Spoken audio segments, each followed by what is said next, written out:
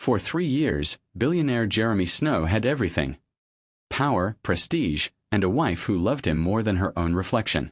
But what he didn't see was that Linda Michaels was never truly his wife, just a shadow of the woman he couldn't let go. She gave him her loyalty, her heart, even his child. And when she finally placed the divorce papers on his desk, Jeremy realized the woman he thought was a substitute was the only one who ever loved him for real. Welcome to our channel. If you stand against exploitation, hit that subscribe button, because when you stay silent, you let it thrive. Every inch of the Snow mansion was immaculate. Polished marble, classical piano music floating through the halls, fresh lilies perfuming the air. But to Linda Michaels, it smelled like someone else's life. The portraits on the walls weren't of her, but of a woman she could never compete with. Isabella Clarke, the pianist who once owned Jeremy Snow's heart and in some way still did. To the world, Linda was the perfect wife of a billionaire. Graceful, educated, and loyal. But behind closed doors, she lived among ghosts. Jeremy was kind but distant, his affection mechanical, his gaze often drifting to the grand piano Isabella once played. When Linda tried to play a tune herself, his expression hardened. "Not like that," he'd correct softly, as if she were ruining a memory. Every evening she set the table for two, yet ate alone. Jeremy would come home late, smelling faintly of whiskey and nostalgia. He didn't need to say Isabella's name. It lived in every silence between them. And still Linda waited. She told herself that time would heal him, that one day he'd see her for who she truly was, not a reflection of someone he lost. But love built on ghosts never breathes. And deep down, Linda already felt the truth pressing against her chest. She wasn't living a marriage. She was preserving a tomb. It began in grief. At Isabella's funeral, Jeremy stood motionless, the world around him drowned in the rain. Linda, Isabella's closest friend, had been there too, not just mourning the woman they both loved, but the man she feared would never recover. She spoke gently to him that day, not out of desire but compassion. It was the kind of quiet empathy that broken people mistake for connection. 6 months later, Jeremy appeared at her office, eyes hollow yet resolute. "You make the silence bearable," he said, holding out a ring. Linda hesitated, but in his voice she heard pain, and the dangerous hope that love might fix it. Against her better judgment, she said yes. Their wedding was flawless, elegant, but eerily joyless. During their vows, Jeremy's hands trembled. When he whispered, "I love you," Linda believed it. Yet when he called her Bella that night in his sleep, her heart cracked for the first time. Friends called it destiny. Two souls united by loss. But deep inside, Linda wondered if destiny was just another word for replacement. And as the years passed, she realized she hadn't married a man. She had married his memory. Marriage, for Linda, became routine, a performance she perfected. She wore Isabella's favorite perfume, cooked Isabella's recipes, and listened to the same Chopin pieces Isabella adored. Jeremy never asked her to, but his fleeting smiles when she did were enough to keep her trapped in imitation.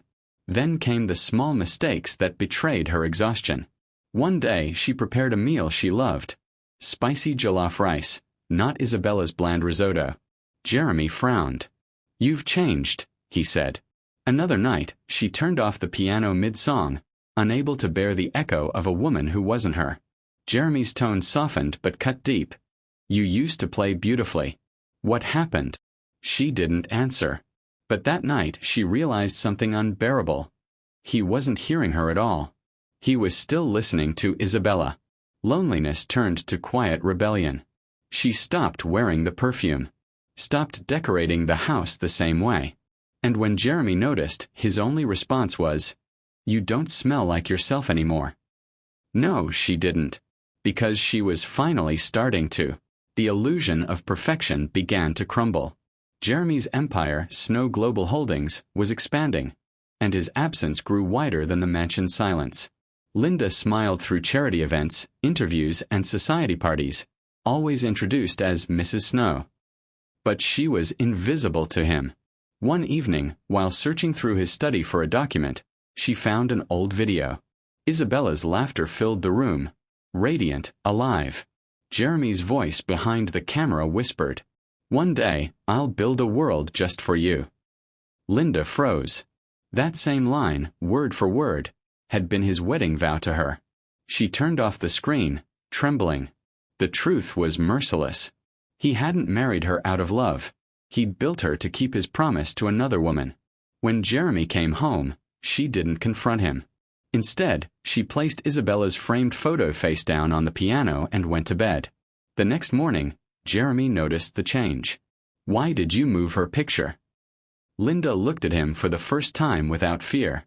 "Because she doesn't live here anymore," she said. But the ache in her chest whispered the cruel truth. She still did. Linda returned to her first love, law. Snow Global's rival, Vanguard Estates, offered her a position as lead legal counsel. The offer symbolized freedom and risk. She accepted. When Jeremy found out, he stormed into her office. "You went to my competitor?" "I went where I was valued," she replied. It was the first time she saw him truly angry, not because of betrayal, but because he was losing control. For years, Linda had been the quiet shadow beside his throne. Now she stood tall, capable, fearless, and it unsettled him. At board meetings and galas, whispers spread. "Mrs. Snow is a lawyer. She's representing Vanguard." The media called it the War of the Snows. But for Linda, it wasn't war. It was resurrection. She was finally being seen, not as Isabella's echo, but as Linda Michaels, the woman who built herself from heartbreak. And for the first time, Jeremy couldn't look away.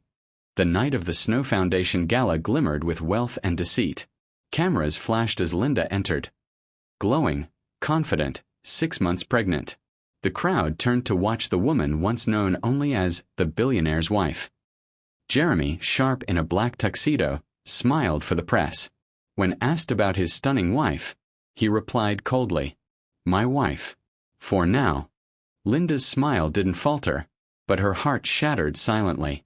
Later that night, in the quiet of his study, she slid an envelope across his desk. "This marriage was your grief, not my life. When you learn the difference, I'll already be gone." Inside were the divorce papers, signed. Jeremy laughed in disbelief, but the sound was hollow. When he looked up, she was already walking away. And for the first time since Isabella's death, he felt something real. Fear. Months later, Jeremy received shocking news. Isabella was alive, having faked her death to escape fame. She had remarried. Moved on. Lived. The realization struck like thunder. He'd wasted years mourning a lie, blind to the woman who truly loved him. Then, while cleaning Linda's study, he found a notebook. Her handwriting, graceful and precise. Each page chronicled their life together. Notes about his habits, preferences, even the piano pieces she'd learned to please him. The final page read, "He'll never see me as Linda, but I'll leave before I become a ghost too." Jeremy closed the diary and wept. The ghost he'd been chasing had always been gone. And the woman who haunted him now was the one he'd destroyed. When Snow Global was accused of fraud, Jeremy walked into court ready for war.